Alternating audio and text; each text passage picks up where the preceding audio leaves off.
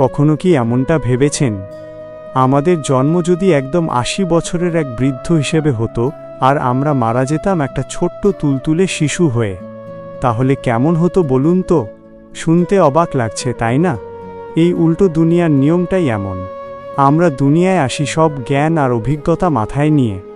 জন্মের পরপরই আমাদের চেহারায় থাকে বয়সের ভার, কাঁধে থাকে সংসারের হাজারটা চিন্তা। আর তারপর বয়স বাড়ার সাথে সাথে আমরা ছোট হতে শুরু করি। মানে আমাদের বয়স বাড়া মানে আসলে বয়স কমা। ভাবুন তো একবার, একজন ২০-৩০ বছরের যুবক দিব্যি মাটিতে বসে খেলনা দিয়ে খেলছে, আর তার পাশে দাঁড়িয়ে তার ৫ বছরের বাবার মতো দেখতে ছোট্ট ছেলেটি তাকে চোখ রাঙিয়ে শাসন করছে।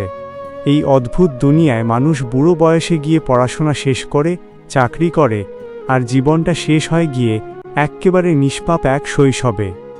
তবে জানেন এই জীবনের সবচেয়ে কষ্টের অংশ কোনটা? শেষ বিদায় বেলাটা।